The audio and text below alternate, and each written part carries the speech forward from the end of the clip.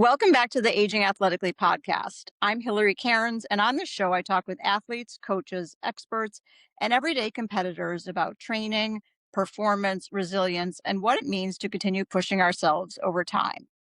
Before I get to today's guest, I want to share a quick shout out, which is if you remember, if you listened to my most recent episode with me talking solo, I talked about how I'm in search of sponsors, which I'm still in search of. I'm also in search of Reggie Miller still. So if anybody can send him my way, that would be lovely.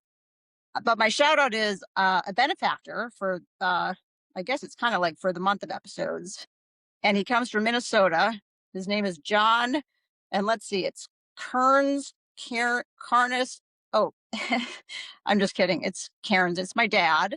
And he sponsored the show. I was just in Minnesota for his 85th birthday, and I was talking with him about the podcast and telling him I'm, just trying to cover my costs. And he said, I'll sponsor. So shout out to my dad in Minnesota. He also, I think, fits well for why I'm here even doing this podcast is he certainly helped me become an athlete and taught me how to throw the ball, taught me how to play tennis, and he's still trying to be athletic himself. He is 85, riding a bike still, although he just got a three-wheeler bike, which is awesome, and still plays golf, and I think occasionally still can shoot his age. Anyway, that's about my dad. Today's guest is Neal Palles. Neal is an endurance coach, licensed clinical social worker, and certified mental performance consultant who brings together the physical and psychological sides of athletic performance. He's also, sorry, my screen literally, okay, sorry. I have a really good editor. He's also an endurance athlete himself with experience in ultra running and mountain sports. Neal works with athletes on everything from performance and motivation to navigating setbacks, changing goals, and the mental challenges that come with aging.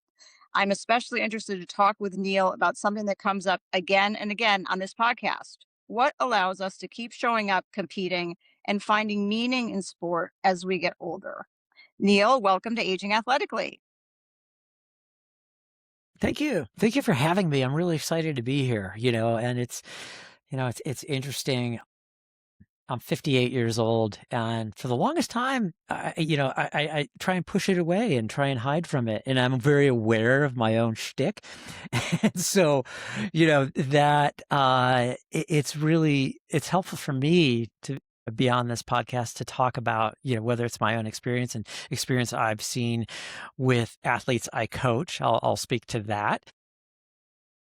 I coach separately than I do my therapy and mental performance. I want to make sure it's clear that I keep those hats separate. But a lot of the same stuff comes up, especially, I work with a lot of athletes in their 60s. I have a gentleman who's 67 years old who is about to run his first 50 miler in a couple weeks. And I have a 67-year-old woman who's going to run definitely one of many hundreds that she's done, but she was first able to complete her first 100 in 7 years back in June. And she's going to do another 100 miler, a real hard one at Run Rabbit Run here in September. So I love talking about this and diving into it, and I'm learning every single day myself. So, from the mental performance aspect to the mental health aspect and all the way to the performance aspect. I love tying it all together, and I like working with athletes of all ages, but this is getting closer to me as I age and I go, oh, wait, I'm experiencing these changes. So, yeah, ask away. Yes. All right. Here we go. Can you share a bit about your own athletic background and how you got into endurance sports?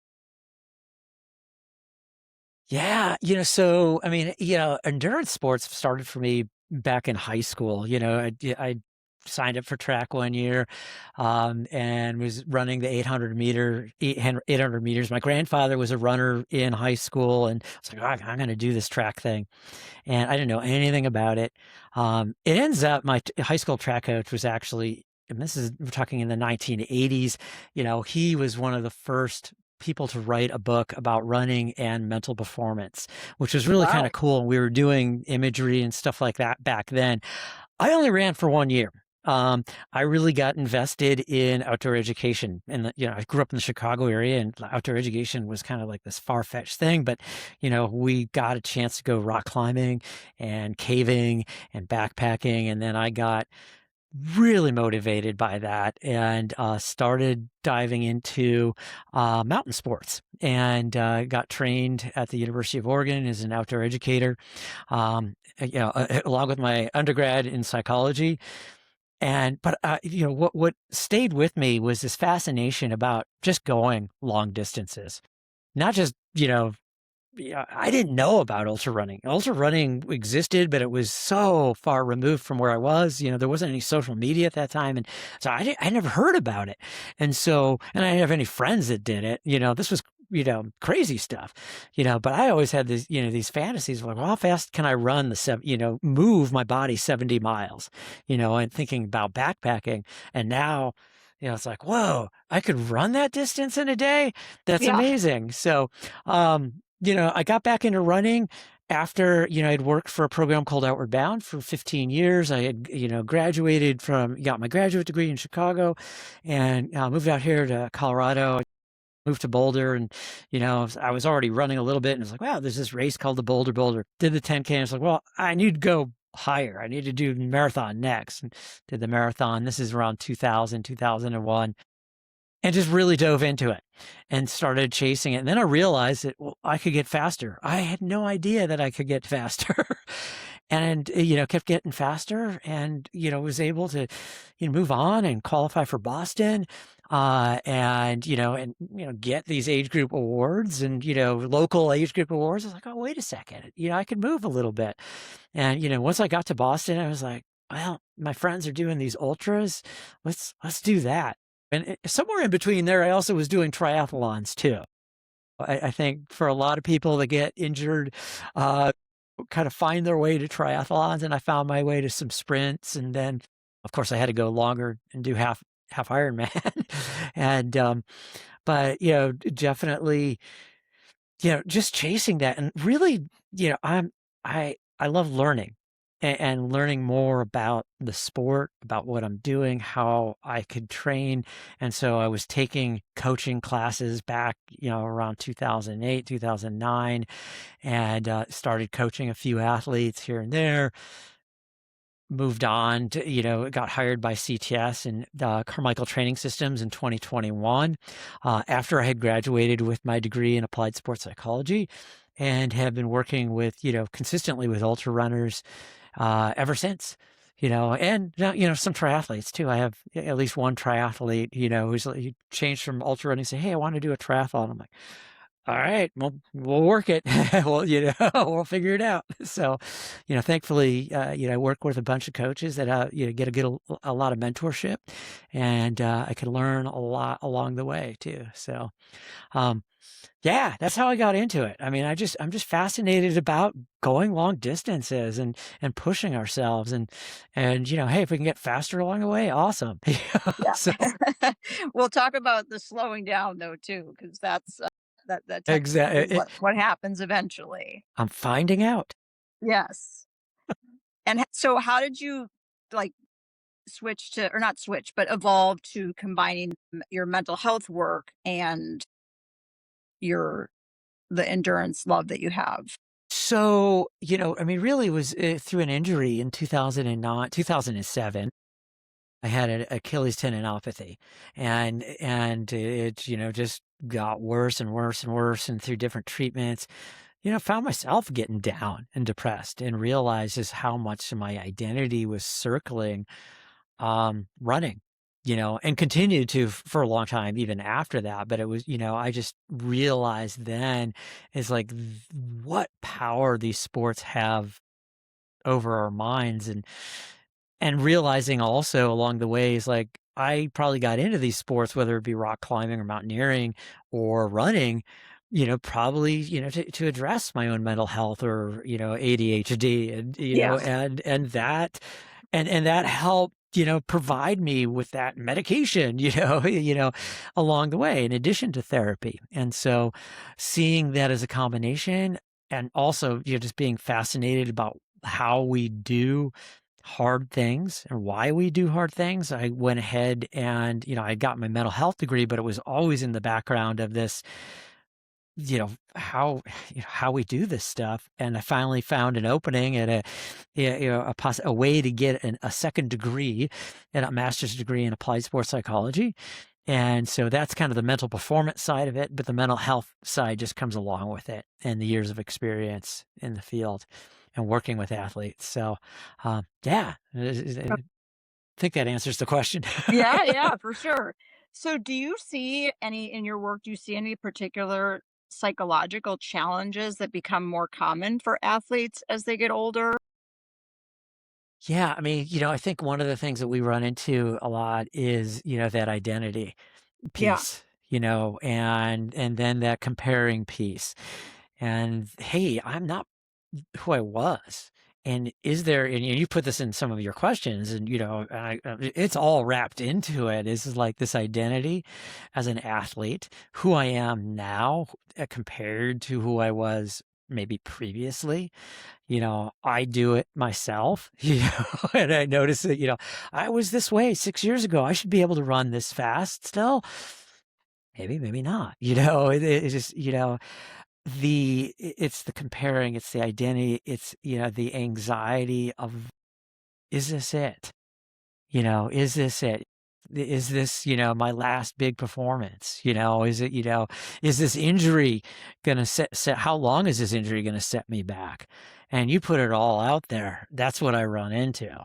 It's like, and it honestly, even facing some of it myself, it's scary, and it's challenging. And you can still live the way you wanna live. And, I mean, just looking at the models that we've got nowadays, which is amazing. I'm just, I pulled it, just thinking about athletes like Gene Dykes, who's, this great marathoner, and, I can't remember his name. A gentleman's 80 years old, just finished, or last year finished, Badwater, 135 miles in the desert, 80 years old. I was like, wow, my dad's 85. It's like, that's so stinking amazing. And we have this, and we know we can keep challenging ourselves, maybe not at the level that we did 10 years ago, 15 years ago, 20 years ago, but we can, or 30 years ago, but we can keep challenging ourselves to grow and have fun in these sports that we, whether it's Ironman or, triathlon or ultra running, and that's what it's all about. And if we can, yeah, I can go off, Yeah, and yeah. that's not where you wanted to go, but yeah, that's what I'm seeing. That's what I Yes. see, a Well, lot. yeah, and you touched on this some. It's like this reconciling in our minds, I suppose, that I don't personally, it's like I still feel like I still see myself as the same athlete, and I think there's a little bit of self-deception that's happening. I also think of myself as being 5'10", and I'm not even close to that. So, but it's like I feel the same. I feel like I'm working just as hard, but it's the it doesn't the outcome is not exactly the same. So, like, how do we work to reconcile those differentials? Yeah, I mean, I think, first of all, it's, and you remember, I've got like 3 hats I'm gonna throw on Yes. here, and and that's, part of it's I coming from a model of acceptance and self-compassion, and Okay. what I mean by that is not necessarily, people think, "Oh, acceptance, self-compassion, that's all too soft." It's not giving up, it is holding ourselves more kindly and experiencing a willingness to experience some of the discomfort in our minds too. That, yeah, my mind is pushing me around right now. I'm not as fast as I was 6 years ago, or 7 years ago. And I'm going to be continuing to slow down. There is a limit, you know, and it's turning around. But opening up to that and being compassionate with ourselves allows us to keep moving forward. Because if I got hooked on that and I got pushed around by that, I'm going to be fighting that every single day and every single race. And every time I go out and run, and it's like, well, this is slower than last year, or this was, and if I'm comparing myself to that and and I'm having that stuff push me around, then I'm not going to grow. But if I'm just open to it and just, these thoughts are going to be there. That's normal for us to do that. It's normal for us to compare ourselves to others and and to ourselves at an earlier stage. It's knowing when it's starting to not help us. And we could hold this stuff lightly and still focus on what matters to us. And I really live by this concept of, are we looking at our personal values, how we want to show up in the world, how we want to treat ourselves, treat others, and the world around us? And how do I want to treat myself? Well, I want to respect fitness. Part of fitness is recovery. And so I've got to look at things a little differently. I got to look to the experts a little bit and go, yeah, I kind of need a little bit more recovery here. And I have to accept that. I'm not going to be able to go. I mean, I want to say last year or even the year before, I was training as hard as I was 8 years ago. And I was, doing this race in Leadville, Colorado called Lead Challenge, where I would, run a marathon. 2 weeks later, I ran the 50-mile run. And then a month later, do the 100-mile bike ride, followed by a 10K run and a 100-mile run. And I'm training like I was 7 or 8 years ago, and it was really intense, and I can't do that kind of intensity. And I have to come to this acceptance that, yeah, I'm not there, and that's okay. My mind's going to push me around a little bit, but I could still kick ass, or I could try to, Yeah. and I'm going to have good days and I'm going to have really bad days. And there's going to be days where I'm going to recognize I need to take a little bit more recovery here, you know, and that's key. Hopefully I answered the question. Yeah. Yeah. I mean, I think there is a tendency for a lot of people, and I'm thinking of myself, and no, this is not intended to be a therapy session for me, although maybe I'll take it if you're offering it. You're there. We'll call it mental performance because I can't do therapy out of state, okay? Gotcha. Okay, okay. Yes. Don't want to get you in trouble. Don't get me in So, trouble. where you work harder and harder when like when your performance is suffering sometimes. And it doesn't really work for young people either, but it really doesn't seem to work as you get older. No, no, and it backfires on us, Yeah. because we don't have that capacity to recover as quickly. And I'm learning myself. I was catching myself in this, like, wow, I did a marathon in May, and now I'm immediately training for this hard training for this hard mountain run. And wow, did it take me a lot longer to recover from that marathon than it has in previous years. And now I'm able to step back, and once you come at it also with this growth mindset. If I'm okay at failing a little bit, and I'm going to be okay at learning from that experience. So I failed at that 100K in the mountains, but I learned a heck of a lot of, like, okay, I do need to eat better. I need to really be concentrating on that strength training. And I may not be able to plan a marathon right before a big mountain run. Or if I do, I have to do it differently. And, in that way, I'm respecting my body and also training very specifically for those races. But it's having that ability to switch over to that compassion for myself and not beat myself up after an event like that. So I can get back on the saddle and just keep going. It's like, some people were like, oh, you're really, upset about that. No, I want to go do what's next. Well, and do you think there's a difference between, because I think athletes, period, need to be compassionate toward themselves, but is there Totally. something different about as we're older versus a younger athlete? I think we need to be more cognizant of our changes that we're experiencing, and realistic about those changes, and they're going to happen for some people a little earlier than other people, some people a little bit later, all depending on your athletic development. I was fortunate or unfortunate enough that I peaked earlier. I had my fastest 5K when I was 51, and which is like, wow, this is amazing. This is going to continue, right? Absolutely not.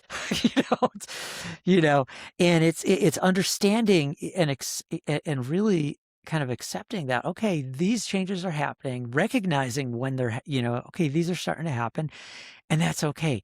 Let's change the way we're approaching things, and be kind enough for ourselves, and recognizing we need more of that recovery. We need to be, eating more of that protein. We need to be doing our strength training, and maybe a little bit more mobility, and all those little things that coaches would tell us to do. You But it's recognizing it, that when, and it takes a while sometimes to recognize it and to take ownership of it. You know, but I think that's one of the skill sets that comes, as an athlete too, is that self-awareness. Something's up. Something's changing with my body. What's going on, and let's roll with this, and not push through. And this is even for a younger athlete, is not push through stuff that we should be recovering from. Oh, does that make sense? Yeah, yeah, yeah. So, I mean, what about goal setting for ourselves? So, if we're used to trying to win or trying Yeah. to get a certain time, are there different types of goals that you think older athletes should be taking? Absolutely. Absolutely. Looking at, what's realistic in this specific race in a specific time, even in my age category. If I am between 50 and 59, what do I see people doing here? And maybe I could push that limit a little bit. And that's okay. Am I going to, go out and, win a 5K against a 20-year-old?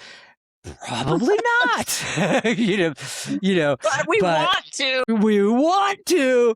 Oh, I love it. Oh God, I love it when I'm running at the end of a 50-mile race and the person next to me is 28 years old, and they're like, "You're 58?" Yeah. Yeah, they're mind blown, and I just chuckle. I was on a lift, with a ski lift a couple of years back with somebody who was, in their 30s, like, I'm getting so old, and I'm like, yeah.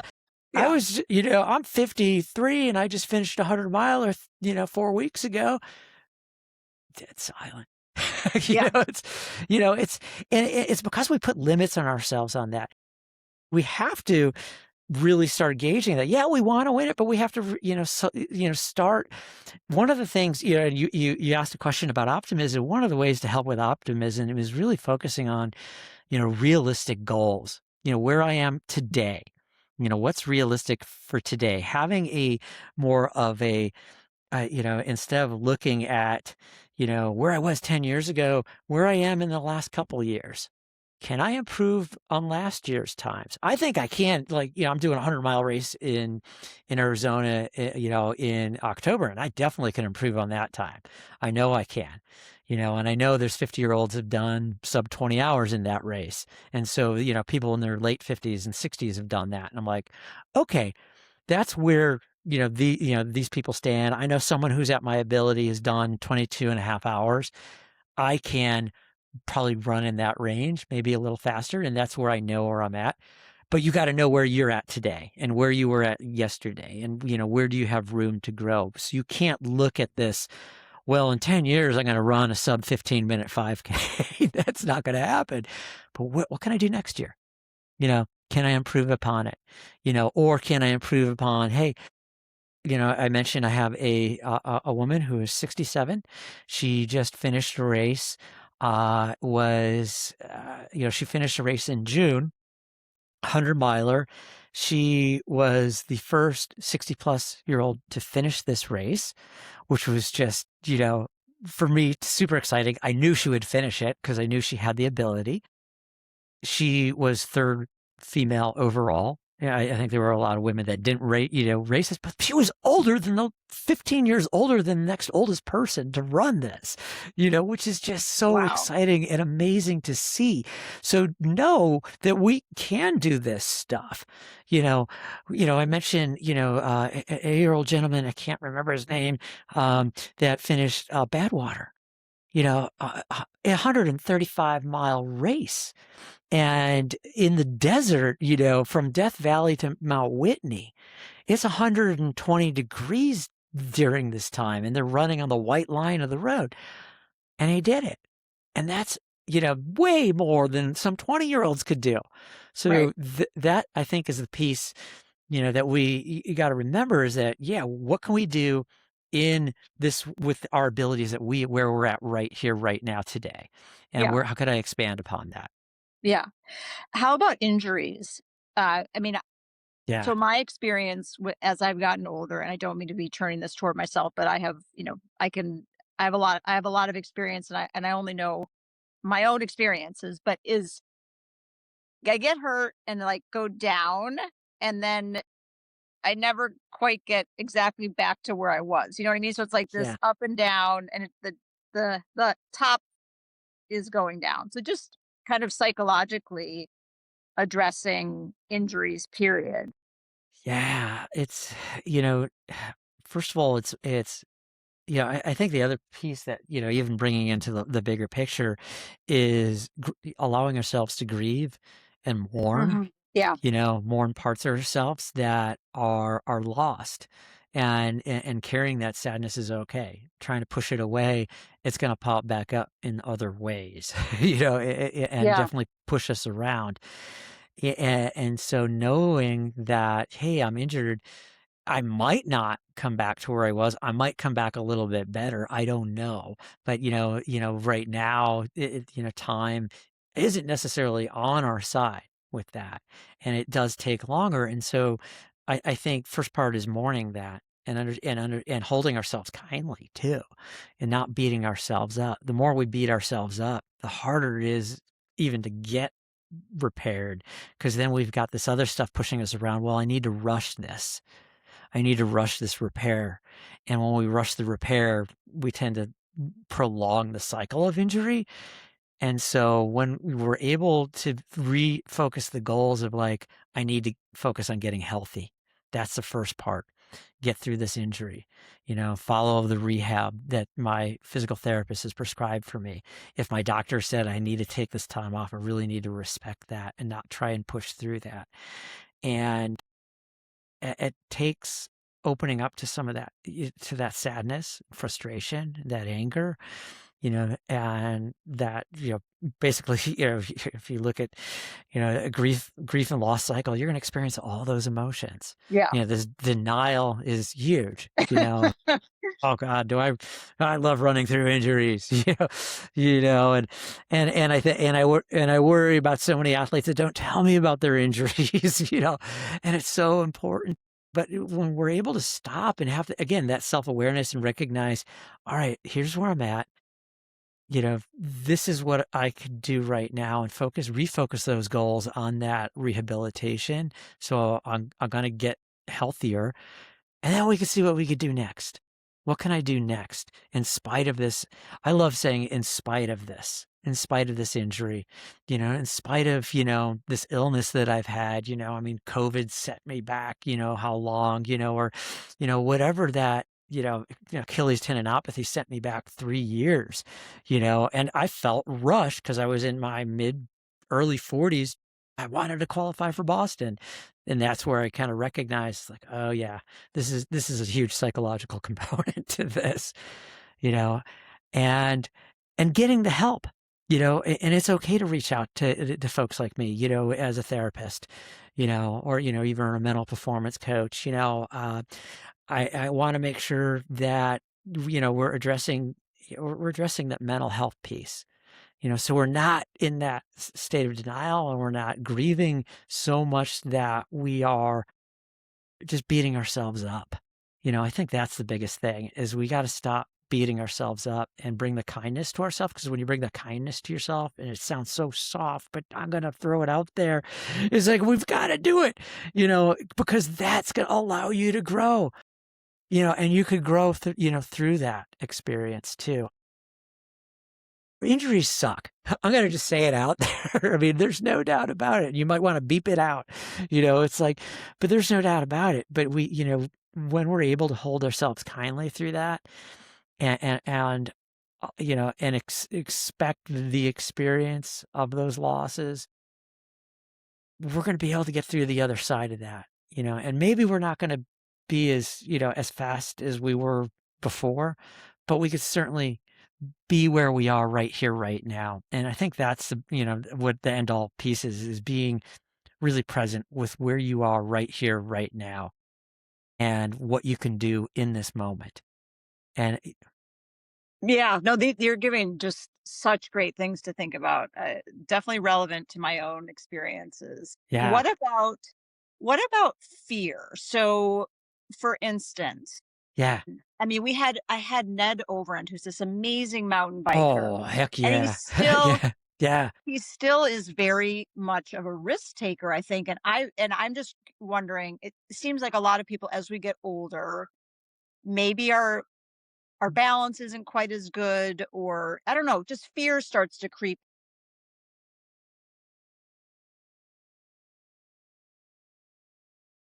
yeah. And it's realistic, right? If we get an injury, it does slow us down. And for me, over the last couple of years, I'll use myself as an example. My eyesight has gotten weird. I'll just say that. Okay. I've noticed I've got Yeah. double vision on the trails. And it slows me down a lot, and it's like, because I could have a rock that is there, but it's not there, it's over there. And so that just messes with me. And that messes with me on the mountain bike too. And I've learned different ways to compensate for that. But the fear is there, and it's normal.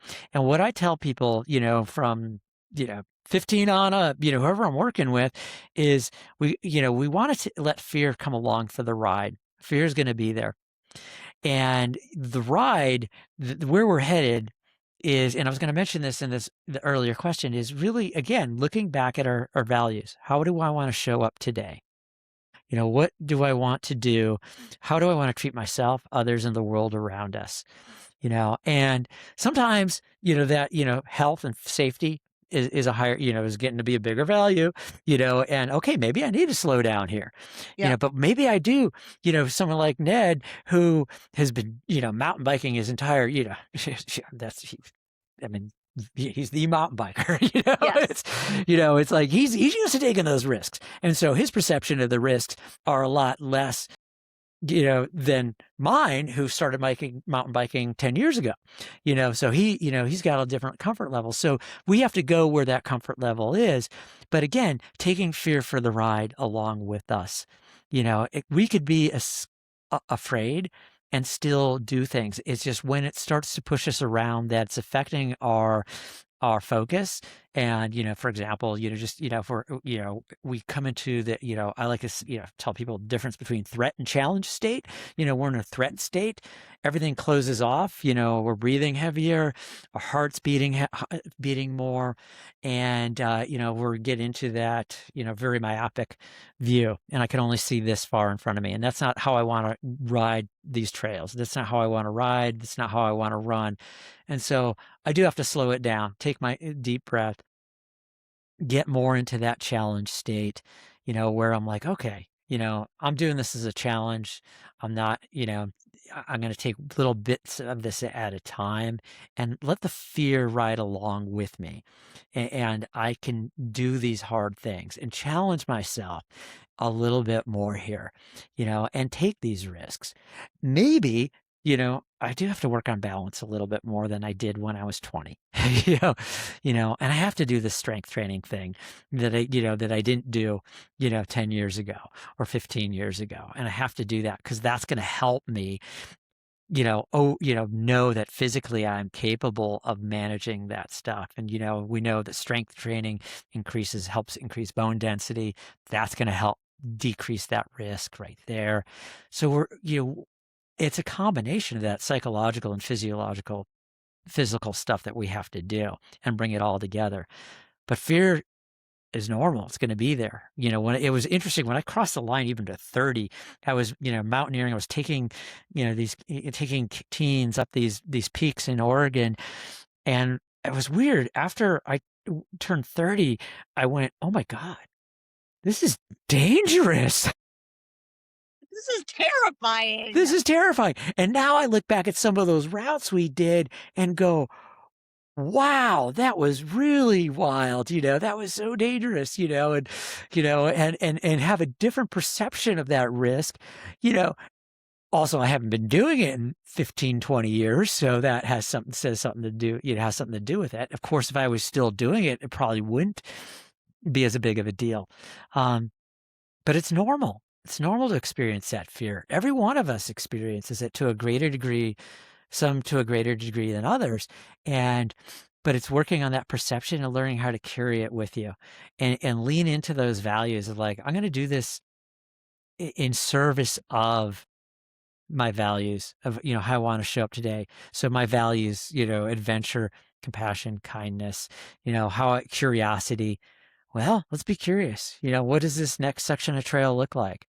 I did, the first time I did the Leadville 100 mountain bike, I bought a mountain bike 3 months before. And so, let's see, 10 years ago, I was like 48, you know, and I'm riding down this stuff and go, well, the only way I'm going to learn is to do it, and follow the person behind me.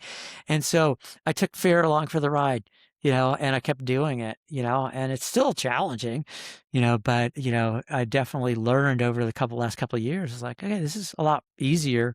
I'm still a little slower than I'd like to be, but oh, well. Yeah. Yeah. Well, that's awesome. I think my risk-taking level has always been pretty low. I'm not sure that I would ever try that. So I'm very impressed.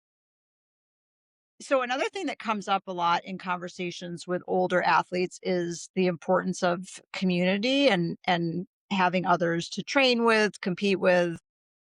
What has been your experience, or is that something that you encourage your athletes to maintain? It depends who you are. I mean, I definitely see for a lot of my athletes that they crave that. Community, that is one of the biggest things, whether it's the trail running community, the trail work community, just connecting with other athletes, sometimes of similar ability or sometimes a little, bit younger that are pushing them a little bit, Yes. and, or even a little bit older, I mean, I think of an athlete that, the athletes I ever mention are athletes that, that I coach.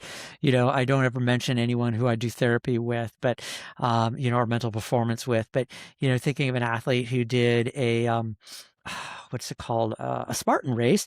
And he did it with, his mentor who is 80 years old. He's in his Oh my goodness. 50s and he did it with his mentor who's 80 years old. I'm like, hell yeah. You Yeah. know, that's community, and I wasn't going to take that from him, I wasn't going to say, no, no, we need to do this training, because that's part of it. And connection is key, and connection is key in a couple different formats. And I was just talking to somebody else in my own podcast that, I haven't released this yet, but we're talking about resilience. And one of the pieces of resilience that people forget is this connection piece with your community. We think we have to do it alone. Our society tells us we have to do it alone, but the reality is in order to be really resilient, you have to have connection. And you have to have that community. So I encourage it. I mean, if you got a running group, I want you to go do that. Some people prefer just doing their own thing. I'm one of those. My schedule's crazy. So I do a lot of it, but boy, I love it when I'm connecting with other people and I'm running on the trails or I'm talking to someone like you, and it's just, this is fun, and that, that builds resilience, that builds that strength for you to succeed, in those races. And you have your community out there on these races, whether you're ultra running or you're doing, Ironman or a marathon, that's powerful, and they're there to support you and that gives you energy. Sometimes with community or training with younger people, you might get pushed to an unhealthy limit or a limit that you just get pushed beyond maybe that's the right Yes. word for it.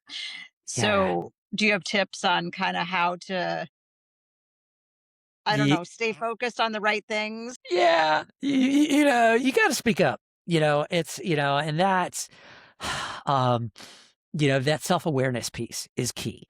It's like, okay, what do I know, about my pace or my perceived exertion? I love using RPE.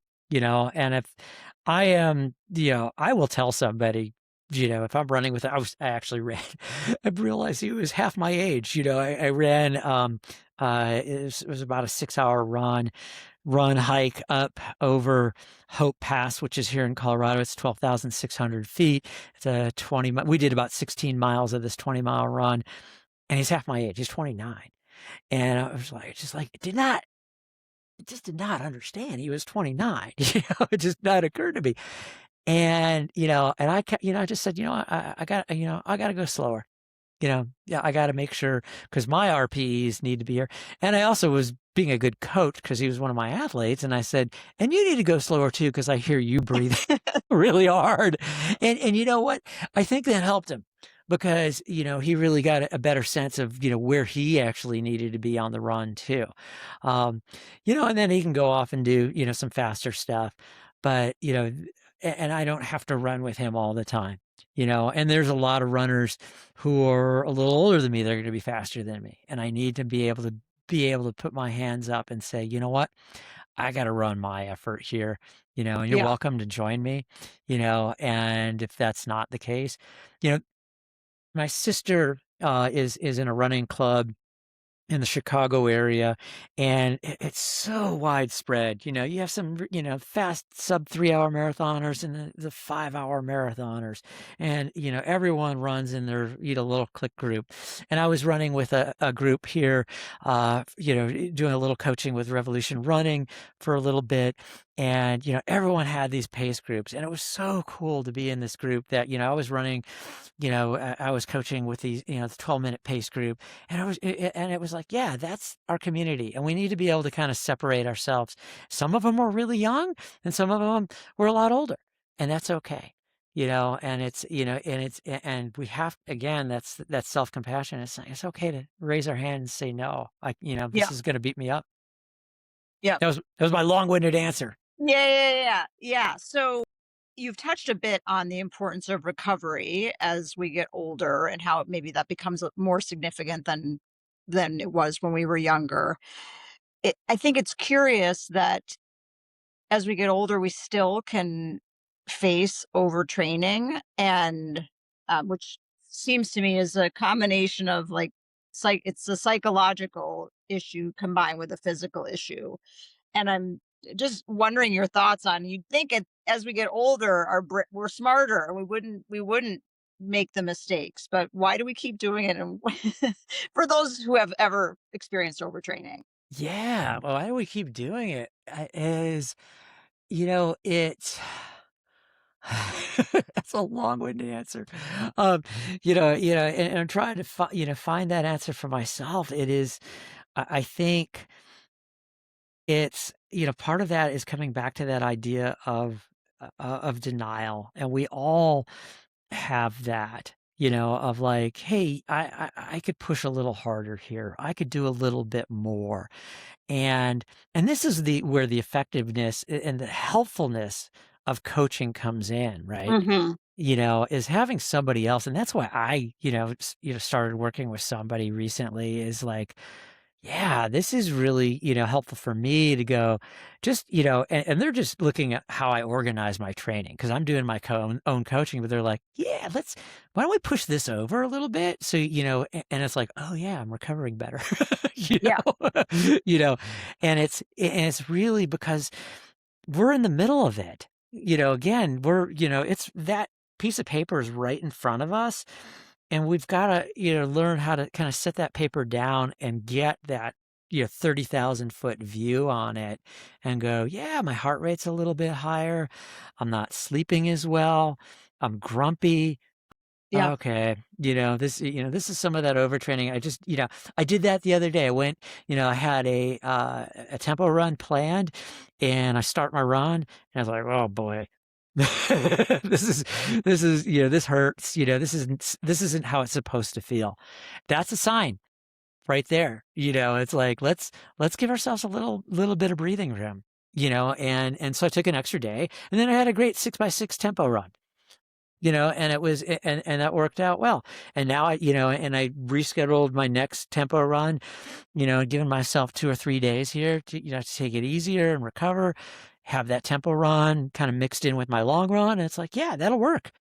And that was just a matter of just kind of being I like to really look at the idea of flexibility, psychological flexibility and physical flexibility. You know, we have to have physical flexibility with our plans and what we're doing because we're not going to necessarily recover in a day. You know, or what exactly, even what, Joel Friel's book says on, fast over 50. It's, it may be a little bit different from that. We are all an N of one. Yeah. We have to adjust that. And so, I hope I answered that question.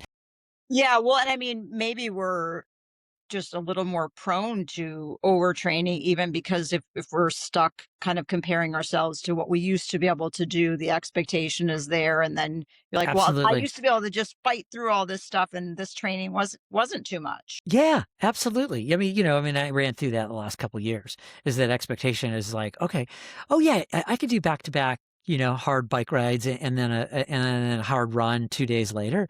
That didn't work. Yeah, that didn't work. I was done by mid-May, and my race season didn't begin until August.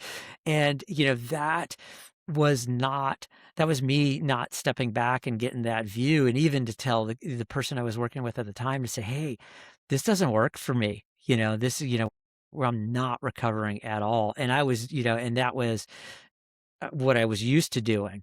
And it wasn't, and so we have to get that step back, be able to step back, write stuff down, journal.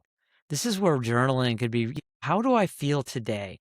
What is my really take an assessment of what my fatigue level is right now? 0 through 10, 10 being I feel great, 0, I can't walk upstairs. What does that look like? What is my mood like? Mood is a really good insight into, what we're doing with training. Am I getting grumpy? Am I having difficulty sleeping? We have to write that stuff down and look at it because that's going to give us insight to go, okay, now don't argue with it. It's telling you Yeah. something. It's telling us, that's the problem is, we got to have that. Okay. And that's okay because you're going to get rewarded by getting that recovery. And you go, oh yeah, I could run so much faster when when I'm recovered. Yeah. Yeah. Oh, you're really giving such great things I'm to glad it's think helpful. about. So, Again, this may be that I've been in need of this kind of discussion for a long time, so, you may be, seeing but some and of I my think own it's challenges. helping so many people. I think, of a lot of the athletes, of all the athletes I work with, I want to make sure they're actually getting a copy of this. So I'm going to make sure I'm sending it to them because to hear this because I don't always have to have time to have that conversation with them, and this is a different conversation that I'll have on other I have different conversations on other podcasts, and this is I think incredibly helpful and just an incredible resource. And just I really want to instill in all my athletes is that we have to have this compassion for ourselves, and there is this tendency of we want to do more and do more and do more and do more. And I'm included in that, it's like, oh, let's squeeze this bike ride in, Yeah. and it doesn't help. It's not going to help. What's going to help is like, okay, let's just get, step back a little bit and, uh, and open up to some of that discomfort that I'm feeling emotionally, because that's going to allow me to to lean into the service of my values of how I want to show up today. And ultimately it's like, yeah, I still want to compete. Oh boy, I'm going into Javelina with the Javelina 100, which is this 100-mile race I'm doing in a couple of months. I'm like, I'm going to compete against my age group. I'm going to see what I could do. It's like, yeah, yeah. And the way to do that is get recovered. Yes. Yeah, is to not go into it exhausted and burnt out and Ex- ex- unmotivated. exactly. Yeah. Exactly. Yeah. So I'm going to shift to our my closing questions that I ask all the guests. But before I do that, I want to make sure that I've given you, I know we've covered a lot, but I may have left out big categories or anything that you want to make sure our audience hears from you. Oh, yeah. I think you've heard it from me, and I know there's people kind of sitting there go, oh, self-compassion. Yeah. It sounds so mushy. It sounds so mushy, Neil, but really, really just, looking at it in terms of what would you say to a friend? Yeah. Would you be saying the same thing you say to yourself as, you don't beat yourself up. You don't beat your friends up like this. You don't beat up other athletes like this. Bring that compassion to yourself and hold yourself kindly, because what's going to happen is you're going to find as you start to do that, you're going to be able to get back up. You're talking and asking about failure earlier, and I love diving into failure because I have failed so many times at some races, but if I continue to beat myself up, I would never get back up and do them again and strive again. And I know that I have that ability to keep going, and that's what's going to keep you moving forward. Is that kind of that growth mindset, that self compassion? That's holding yourself, giving yourself a hand, picking yourself up, and say, let's go back to the next thing. Let's keep going because we can do it. And we see this, and I want to see people aging athletically. Yes, I want to exactly. use aging athletically. I want to be able to do this when I'm 85. You know, I think it's and I might not be running hundreds, but I may have to scale that down a bit. I don't know if I'm capable of it. I'm certainly going to give it a shot.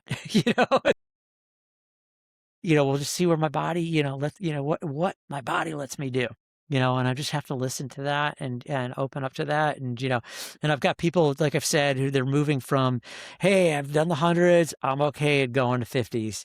Yeah, I'm okay at doing 50Ks. And that's good, and succeeding. I was just at this race, this Never Summer 60K, and I've had a 63-year-old athlete finish the week before. We were chatting. I'm gonna share this with her. It was so cool and it was so beautiful, and I just was brought to tears because we were chatting. And it's like, I don't know, Neal, I can't do this, and we've reconfigured her training, and this is her performance, the physical performance side of things, and I'm just like, yeah, let's just give this a shot, and seeing her at the finish line, crossing that finish line of the 60K with this huge grin across her face was just so awesome because she Yeah. didn't think she would be able to do that, and it was that's that's it. Yeah. That's what it's all about. Yeah. So sorry if I shared too much. Go for your question. Sorry, I tend to go. Well, I do Yeah. know I have a lot of work to do based on our conversation. Yeah, and sometimes I just get frustrated with my body. Like, why are you, as opposed to partnering with it, I'm more trying to control it, I suppose. Like, you shouldn't be tired. Mm, Should be able yeah. to manage all this. Yeah. I mean, just, and all, this is so good because so many people experience that. I experience that. You shouldn't feel that way. Yes, you Yeah. should. You know, Yes. Yeah. it's we create these rules, and it's really normal for our brains to do that, right? I mean, society does that. We hear it all the time. Oh, and depending how we grew up, some of those rules are stronger than others. And we have to notice when we're saying those rules, the shoulds, the musts, the imperatives that we create for ourselves, and just notice who's saying it. Oh, there's the drill sergeant again, naming it, normalizing it. Neal says the same thing to himself. All right. I chuckle, I kind of imagine the drill sergeant on the my shoulder, and I thank my mind for trying to protect me. And I go, let's focus on what's going to be aligned with how I want to show up with my values, with the fitness, with the health, because if I do this other stuff, I'm going to hurt myself, and that's not going to be good. So, Right. Right. yeah. Awesome. All right. What are your favorite pre, during, and post competition foods slash drinks? I love gummy bears, and I love these nerd clusters. This is your I breakfast or this is No, during the that's not race? breakfast. That's during the race. I just love. Well, I might eat it for breakfast sometimes. Okay.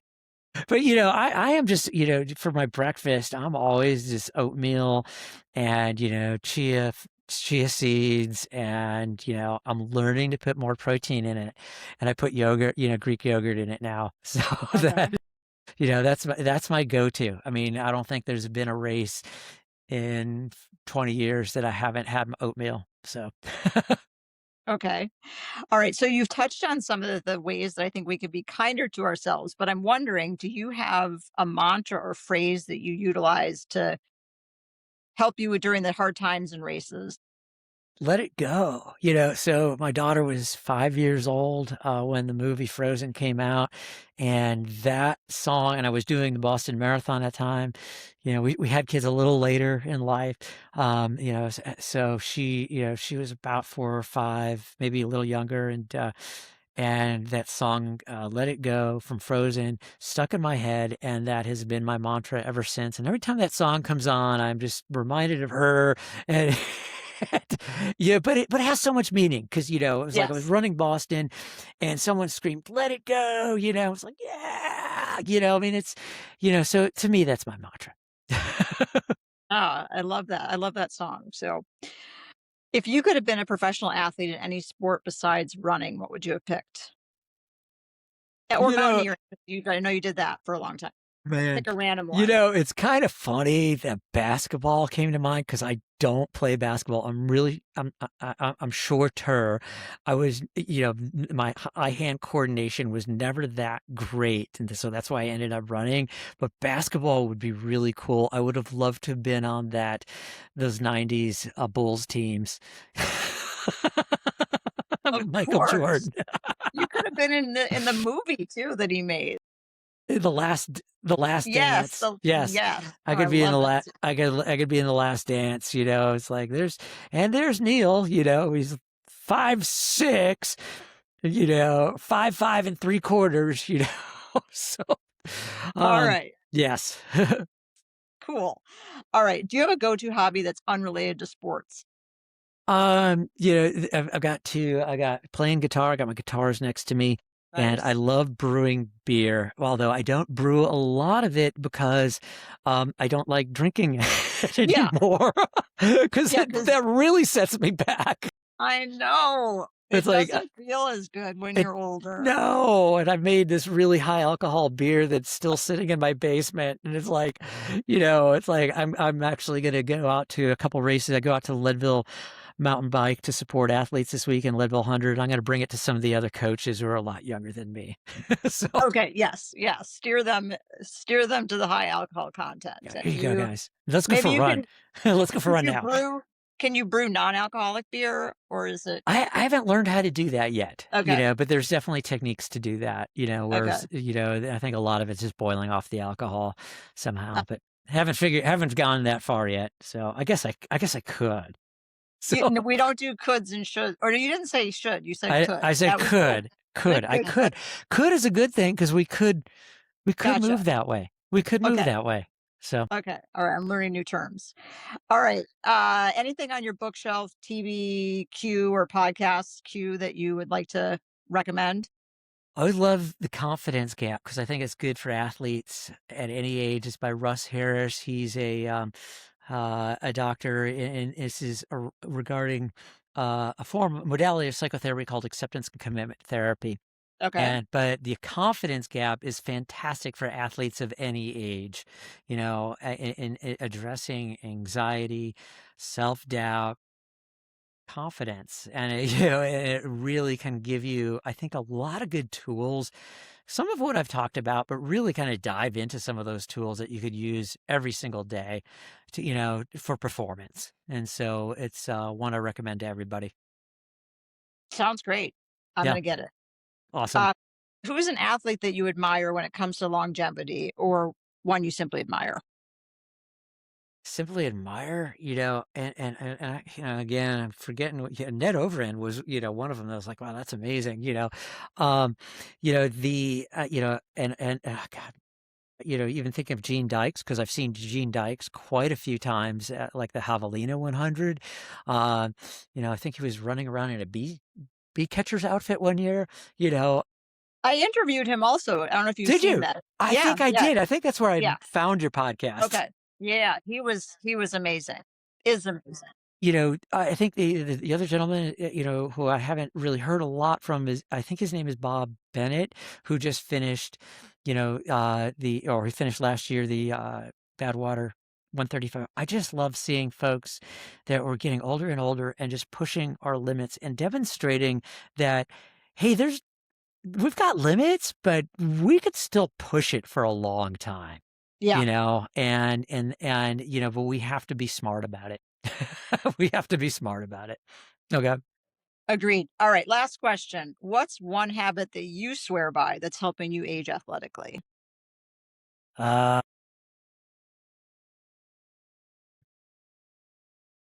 Learning to eat right. I think that's been, something that I had started, you know, I would, learning to eat right, which, takes an evolution. It's working, whether with a registered dietitian or just really kind of focusing on, the right things that I should be eating. Getting more protein in me, making sure, my bones are healthy. That, I think hopefully, I think is turning things around for me as like all of a sudden I notice like, oh, I have more energy. It's not just I can't eat like I was 20 years ago, you know, and that's why that beer is sitting, down in the Everything basement, changes. you Everything. know. So nutrition, there you go. Excellent. Well, thank you so much. I've really enjoyed this conversation. I think that uh, listeners are going to be excited to have heard from you, and I'll be sure to get kind of full information from you that I can share in Yeah. the notes so that people know how to find you. But really appreciate your time. Yeah, it was a pleasure. I really appreciate it, and I really hope some of the information I talked about is really useful for people. And I'll definitely send you, my links, and you find me on social media and find my website. If you're here in Colorado, I could work with people as a therapist, as a mental performance coach. And again, that's very distinguished between therapy and mental performance. Is that I'm working very specifically on your mental performance for your race, for your training, and that's different. That I could do nationwide, and then also coaching. I love just coaching. I love coaching ultra runners if they're out there listening. I'm here. Okay. Awesome. All right. Thanks for listening to Aging Athletically. If you enjoyed this episode, please follow the show, give it some stars, and share it with a friend, training partner, or anyone else who might enjoy hearing stories from athletes who continue to challenge themselves as they get older, or from experts who help us train smarter. You can find Aging Athletically on Instagram and YouTube, and I'd love to hear from you. Send me a message there or email agingathletically@gmail.com with feedback, guest ideas, or topics you'd like me to explore. Thanks again for joining me. Until next time, keep training, keep challenging yourself, and keep aging athletic. Nice.